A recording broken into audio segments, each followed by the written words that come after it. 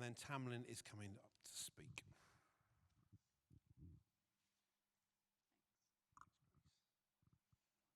So this reading is from the book of Daniel, chapter 6, verses 1 to 23. Oh, sorry.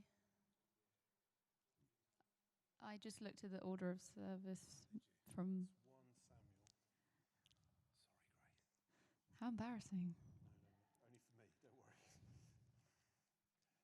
one is it?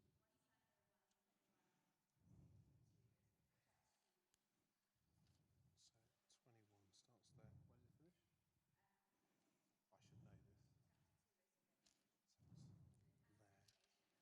So there.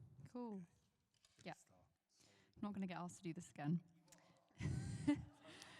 Okay. Hannah dedicates Samuel. When her husband Elkanah went up with all his family to offer the annual sacrifice to the Lord and to fulfill his vow, Hannah did not go. She said to her husband, "After the boy is weaned, I will take him and present him before the Lord, and he will live there always." "Do what seems best to you," her husband Elkanah told her. "Stay here until you have weaned him. Only may the Lord make good his word." So the woman stayed at home and nursed her son until she had weaned him. After he was weaned, she took the boy with her, young as he was, along with a 3-year-old bull, an ephah of flour and a skin of wine, and brought him to the house of the Lord at Shiloh. When the bull had been sacrificed, they brought the boy to Eli. And she said to him, "Pardon me, my lord. As surely as you live, I am the woman who stood here beside you praying to the Lord. I prayed for this child, and the Lord has granted me what I asked of him.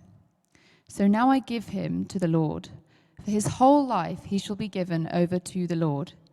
And he worshipped the Lord there. Then Hannah prayed and said, "My heart rejoices in the Lord. In the Lord my horn is lifted high. My mouth boasts over my enemies, for I delight in your deliverance.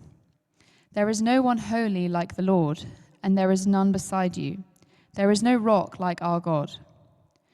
Do not keep talking so proudly, or let your mouth speak such arrogance. For the Lord is a God who knows, and by him deeds are weighed.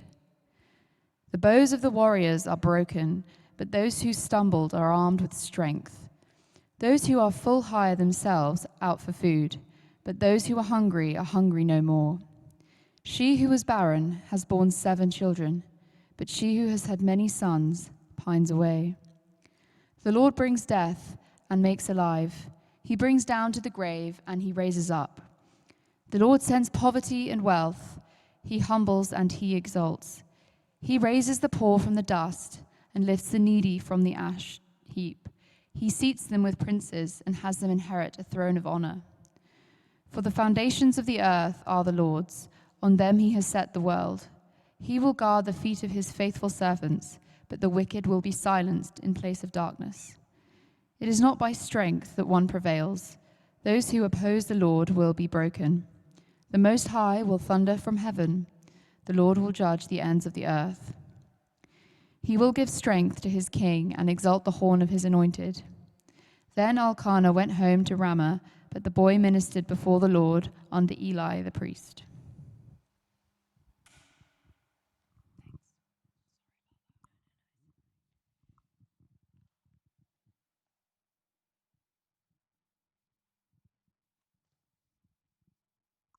Thanks, Grace. Hello, good evening. It's good to see you. I'm Tamlin. I'm part of the team here. And tonight we're continuing our series in 1 Samuel. But before we look at that, I thought let's take a poll to start with. So who of you, and be happy to admit it, who of you will start reading a book and they might read the last few chapters just to find out what's going on? Anyone? Oh, there you go. Got some hands. Thank you. Yeah. Anyone else? No. Okay, some people do. And I always used to be horrified at that. Like, how can you do that? How can you read the end of the book? But then I realized I'm just as bad because I'll be watching, like, especially like a Netflix documentary or something, and I just need to know what happens. What's happened to this person, especially if it's like a crime one. So what do? I'll be watching the documentary, and I end up sitting and Googling what's happened. And like my poor husband gets so frustrated. He's like, what are you doing? I'm like, I just need to know. And it's like, well, we still got quite a long way to go in the series or in the documentary. And I just need to know what's going to go happen. What's happened to the person? Where are they nowadays? And what is the story? And then I realized I'm just as guilty of that as if I was reading a book and doing the same thing. And I think sometimes in life, we kind of wish we knew what was going to happen, what is to come. I think it can also be a petrifying thought. But I think for Hannah, she might have wished, oh, I kind of wish I knew what was happening. I wish I knew how God would answer my prayers. And the thing is that we have the wonderful gift of hindsight kind of in the story where we see in chapter 1 how she's crying out to God and really dealing with that unanswered prayer. And then we just get to chapter 2 and we see how her prayer's answered. But for her, she was having to live in the moment. She was someone who had to really put her faith and her trust in God because it wasn't easy. We kind of see this, we can read it in a few minutes and we know what happens and it seems quite simple. But the reality is that when it's in life, it can be really hard. And I wonder, what areas of your life right now are you maybe trying to make sense of? Maybe they don't seem to be quite the answers you're looking for. You don't know what God is doing. And you might feel like Hannah felt in chapter 1. And I do encourage you to, if you missed Chris's talk 2 weeks ago, he started our series and looked at this unanswered prayer and how do we deal with that. If you missed that, do have a listen to that. But reading this chapter 2 really made me think, how did Hannah trust God with such big things in her life? And how do we trust God today with these things? So if you missed the last one, that's okay, because I'm going to kind of give you a quick summary of what's gone on. So if we think about who is Hannah. So Hannah is a lady, and she is married to a guy called Elkanah. I think that's how I say it. And he has 2 wives. He has Hannah and another lady called Peninnah. And Peninnah was supposed to she was able to have children, where Hannah was not. She was barren. And the one thing, though, is that Hannah really had his heart. He absolutely loved her. And in those days, he could have easily divorced her because of the fact that she was barren and that it was quite a societal thing to be seen as a bit of a failure as a woman if you weren't able to have children. As also part of the economic structure of the day was that you were to have children to provide for you going forward. But Elkanah absolutely loved her. But there was a lot of tension between the 2 wives, and Peninnah was quite awful, actually, to be honest, to Hannah. She would ridicule her, she would laugh at her because of her struggles. And this would bring Hannah to tears, understandably, on a number of occasions, and I think it would do the same for us. It caused her great upset and broke her heart. And the one time she is in Shiloh, they have gone for their annual kind of like retreat to worship and sacrifice to God. And she breaks down and she says, this is in chapter 1, and she says, "Not so, my Lord. I am a woman who is deeply troubled. I have not been drinking wine or beer. I was pouring out my soul to the Lord." And the reason why is because she's crying so much that the high priest thinks that she's drunk. And that's not the case. She is so troubled. And then she carries on and says, "Do not take your servant for a wicked woman. I've been praying here out of great anguish and grief." You can kind of feel the emotion that she must have been feeling. And Eli, the high priest, then says to her, "Go in peace, and may the God of Israel grant you what you have asked." And now we see at the end of chapter 1 and into chapter 2 that this prayer that she'd been praying for so long is answered.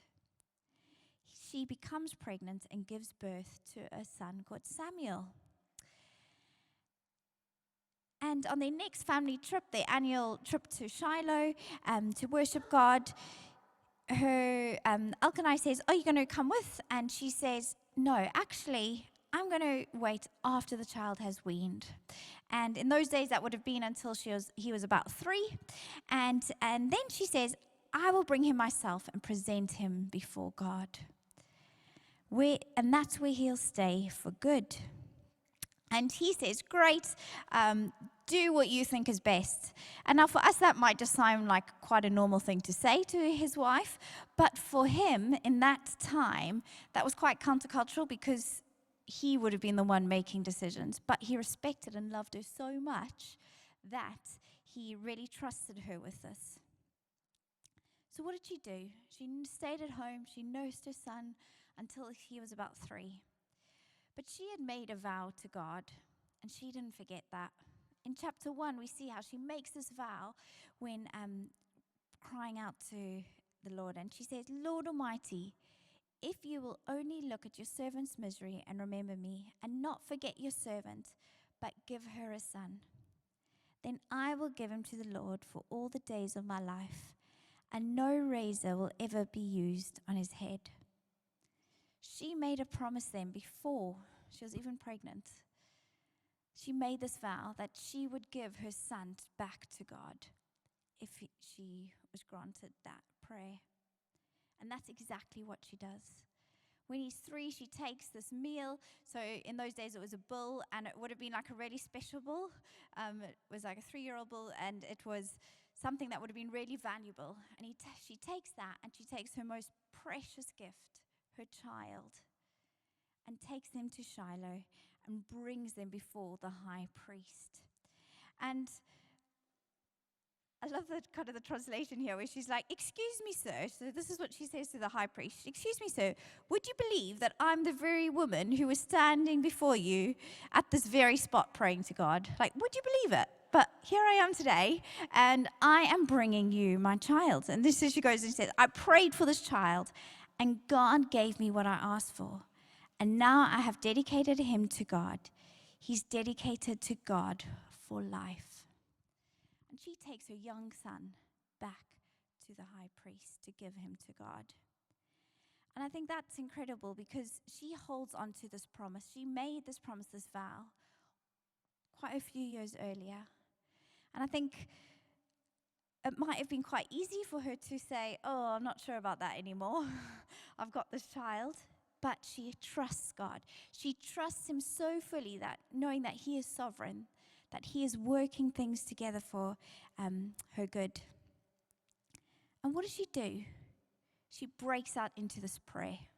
So she goes, dedicates him, and then starts praying this prayer. And we see how in this prayer, she really prays how God will bring order out of chaos. And just as he did all those years ago, I think that's something that we can still be praying for today. How do we trust God with such big things in our lives? How did Hannah go before God at that point, giving over this most precious gift? And I wonder, what are some of those things for us that we might want to trust and control ourselves, that we don't necessarily want to give over very easily? What are some of those most precious things that we are holding close to our hearts? But what happens if we give them to God? How can he bring order out of chaos? How can he be in control when there's so many scary and difficult things going on around? And I think in Hannah's prayer, she really reveals a bit of who God is and his nature, and why she can so easily, and well, it probably wasn't easy, why she can give him over to God. And I think the overarching theme we kind of see in this prayer is how God is sovereign, how he is all-powerful, all-knowing, always there. He is the ruler over us all. And because of that, she's able to trust him. And I kind of want to break this prayer into 3 parts. I think there's a slide. Just to show us. Hannah is able to trust God because she looks at what God has done, what he is doing, and what he will do. And we can take that today And that can help us to trust him with some of these big things. So if we look at verse 1 and 2, and I do encourage you, we're going to look at this passage a little bit more deeply. So if you do want to take your Bible or your phone, take it out, have a look, and it'll help you with having the verses there. So in verse 1 and 2, she cries out. Now you have to remember, she's just given away her son. She's just dedicated him back to God. And this is how she starts this prayer. Some people call it a prayer, some people call it a poem, some say a song. But she says, my heart rejoices in the Lord. The Lord, my horn, is lifted high. My mouth boasts over my enemies, for I delight in your deliverance. There is no one holy like the Lord. There is no one besides you. There is no rock like our God. She starts by praising him from such a personal point of view. My heart rejoices. And how can she do this after what could be a really tricky time? She does this because she knows that God is sovereign. She knows that he has fulfilled his promise of giving her a son. And she kind of sees in a way that Samuel's been given as like a loan to her, and she's offering him back to God. And as a mum, I can't quite imagine that. I have a 2.5-year-old. I was thinking, that's not far away. If she was 3 and I had to do that, that's really tricky. But she knows God is sovereign. And because of that, she starts by praising him. She starts by rejoicing in what he has given her, rejoicing in the son that he has given her. And in this picture, in these few verses, we see a few different pictures. So the one is, the Lord my horn is lifted high. And that sounds a bit weird. But what it means in those days, horn was a symbol for strength. So he is my strength. He is the one who's going to give me that strength. Then also we see about the rock. So obviously we know rocks are pretty sturdy. And that's a metaphor we can understand a bit more. Is that, and she says the same thing kind of in 3 ways. You're holy. There's no one beside you. You're my rock. Because of that, I can praise you. And then we also see how this image of the one translation that uses in verse 2 says, I smile at my enemies, for I delight in your deliverance. And in here, she could have been really kind of spiteful towards Peninnah, who had been ridiculing her for so long. But what does she do? She smiles and knows that's okay. Why? Because God has delivered her. She doesn't take things into her own hands. And this got me thinking. I think if Hannah was in this situation today, one verse we would probably quote would be Romans 8, verse 28. For I know I'm working all things for the good of those who loved him, who have been called according to his purposes. But that's in the New Testament. But in the Old Testament, she was living it out right there and then. And she had this tension of one of her greatest prayers being answered, but also placing him in absolute trust of God. And she praises him fully. And this got me thinking, this was quite a challenge. How do I praise God when he maybe has answered my prayers, but also when I have to trust him fully with something that's really difficult? And I am able to praise him. Why? Because he is my rock. He is my strength. He is holy. And he is working together for our good. So she sees there what God has done, looking back at a situation. And then she looks, the next bit is, we're going to look at verses 3 to 8. And she sees what God is doing. And we kind of, in these few verses, we reveal a few things are revealed about God. And the first thing is that in verse 3, we know that he is all-knowing. And he gives a warning to the proud and the arrogant. And then in the end of the verse, he said, the Lord is a God who knows, and by him deeds are weighed. Again, she's not taking things into her own hands. She knows that she can trust him because God already knows the things that's gone on. He already knows what's been going on with Peninnah and her journey up to this point. And then we see in these verses 48 again this theme of sovereignty and how he is sovereign over all. And I actually want to read you the NLT version, just of these few verses here, because I think it just puts it in a bit of language that's a bit easier to understand. And so just think about what was God doing in these. The bow of the mighty is now broken, and those who stumbled are now strong. Those who were well fed are now starving, and those who were starving are now full. The childless woman now has 7 children, and the woman with many children wastes away. The Lord gives both death and life. He gives some down to the grave, but raises others up. The Lord makes some poor and others rich. He brings some down and lifts others up. He lifts the poor from the dust and the needy from the garbage dump. He sets them among princes, placing them in seats of honor.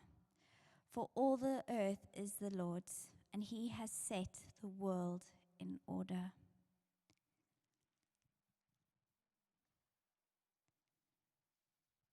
I think the one lyric that kept coming to my mind was actually what our first song we sung tonight, which is how the Lord gives and he takes away. And yet we see here how he is sovereign over all. And in that verse 8 it says, he will set the world in order. He's going to bring order out of chaos. Where there's injustice, where some have more than others, when there's inequality, God is going to bring that justice. And God isn't just about one group of women. He's about those who are barren, those who do have children, those who do have wealth, those who don't. But what's he going to do? He's going to bring redemption. He's going to bring those, like I love our verse here, he lifts the poor from the dust and the needy from the garbage dump. And he sets them among princes, placing them in seats of honor. We see the story of redemption starting already. And that was in the Old Testament, and that continues through till today. And why is he going to do that? Because he's going to set the world in order. Out of everything that could be chaotic, out of everything that's going on in our world right now, politically, socially, economically, environmentally, we could go on and on. He is going to bring that order when he comes again.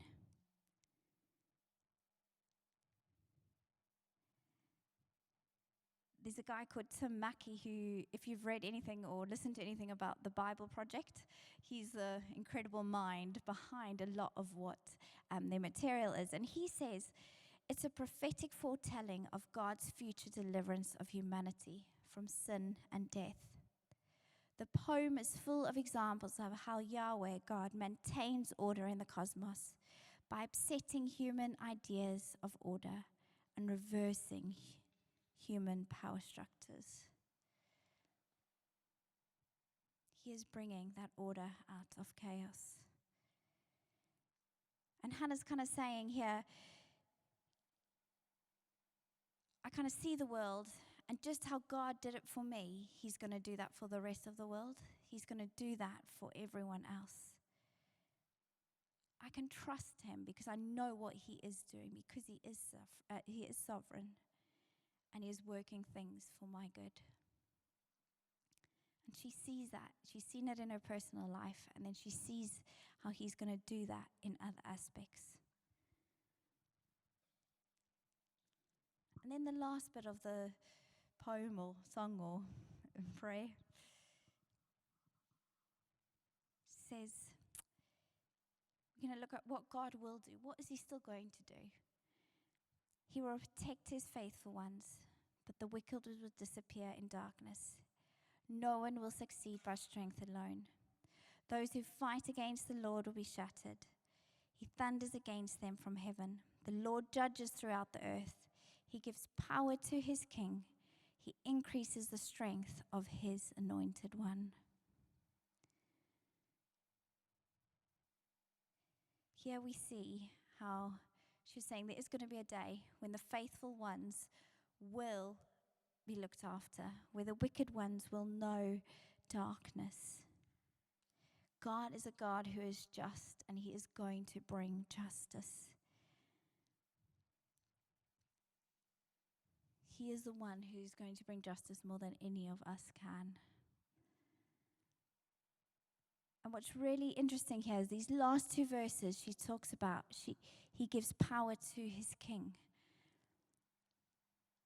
And in that day, you want to think, oh, well, who was the king? But that's what she wasn't referring to that. She was actually talking about Jesus coming.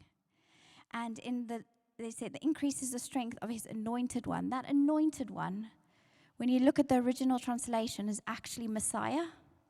She was foretelling what is going to come all the years down the line. And we see that today. And that's still the same for us. We know that Jesus is going to come, that he is going to be faithful to those who put their trust in him. He's going to give us the strength that the wicked will disappear.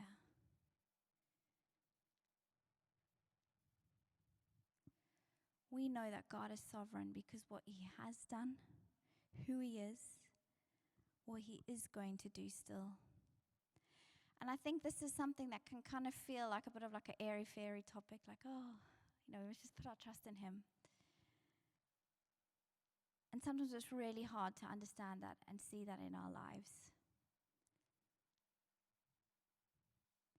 But having faith is doing it day by day. Just like Hannah lived this out. We read it all in two quick chapters, but it wasn't that for her. It was putting her trust in him and coming before him each and every day.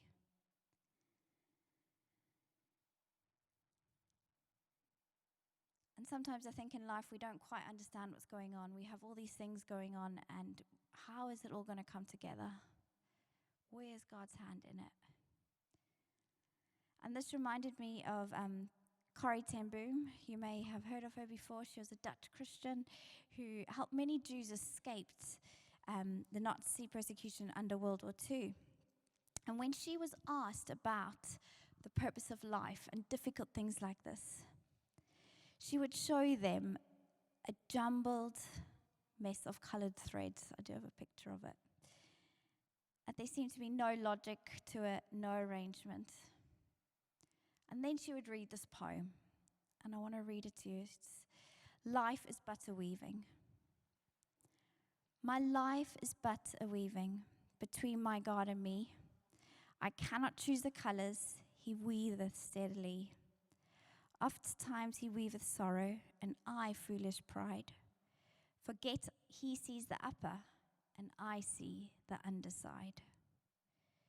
Not till the loom is silent, and the shuttles cease to fly, will God unroll the canvas and reveal the reason why. The dark threads are as needful in the weaver's skillful hand as the threads of gold and silver in the pattern he has planned. He knows, he loves, he cares.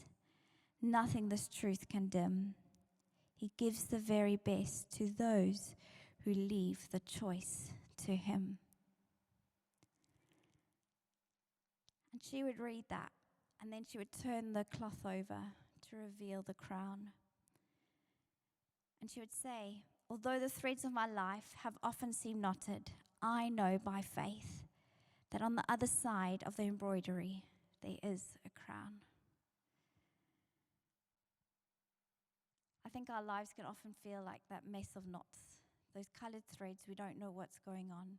We don't necessarily know what God is doing. But I love that line where it says, forget he sees the upper and I see the underside. We have to put our trust in him, knowing that he has got this. He is sovereign. It doesn't mean things are going to be easy. It doesn't mean that there's not going to be hurt and pain. But he is working all things together for our good. And I think Hannah must have felt a bit like this too. And this really resonated with me this weekend because as I was preparing this, yesterday I went onto Facebook and I saw so there was this guy called Tyron, and he was a few years older than me, and I was at youth with him. So those of you in youth, I was probably like year 8, and he was like year 11 GCSEs. That he had the most incredible faith, and he was someone whenever we would do any type of mission trip, or he would just speak to anyone about Jesus. He absolutely loved Jesus, and he just exuded Jesus wherever he went. And I think so many of us have like these imprints of Tyrone in our brains of how he loved people. Anyway, he went on to study theology. He then went on to be a pastor in the church, and he was leading a church in South Africa in Joburg. And yesterday when I went onto Facebook, all of a sudden his wife had posted this thing about how Tyrone's heart had stopped and how he went to be with Jesus. And it was like he was 38. He's got 2 little girls. And it's like, Lord, life is a mess. Those strings are just a mess. Why? Why someone who loved you so much? And his sister, his younger sister, was actually, she was in one of my life groups as a teenager. And she put the most beautiful tribute on, and she said, you have done tenfold for the kingdom. And she just spoke about how his absolute faith and how he had brought so many people to Jesus. And what a testimony. But why? Why, Lord? He was only 38.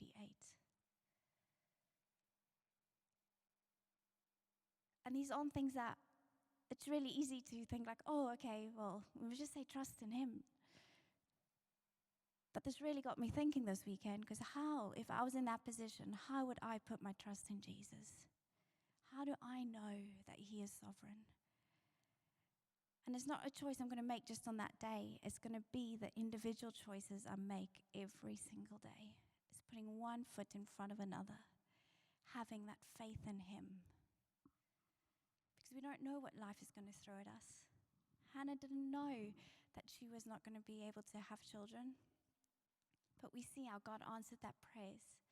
Then she gave him up. And we're going to see what else happens with Samuel next week. But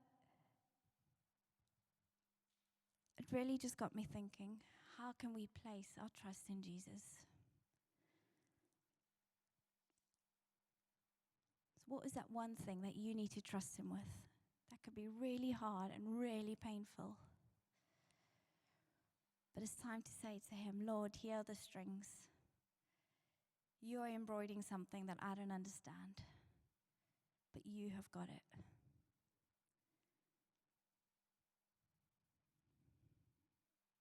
So I'd love us to stand now.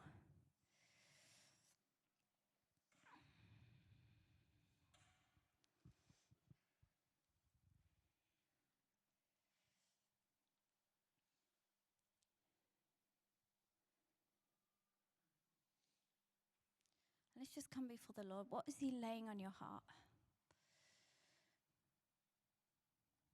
What are those, maybe some of those aspects of life that I just feel chaotic, that you need to bring before him?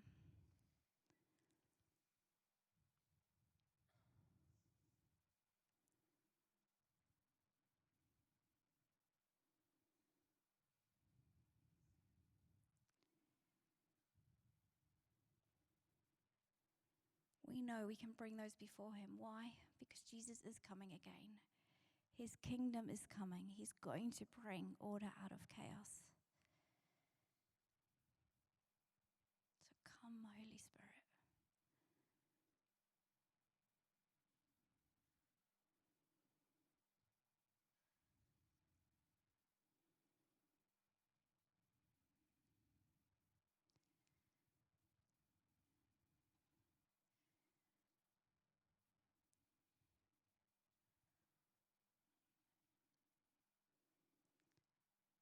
And as we were praying before, Olivia just had this picture, and I just had to smile because God knew. There was this picture she said of a spoon, and how sometimes you just want a magician to, like a magician will just make the spoon bend. You're not quite sure how they would do that. And sometimes we just want God to kind of make that spoon bend to just change certain things. but we need to trust in him.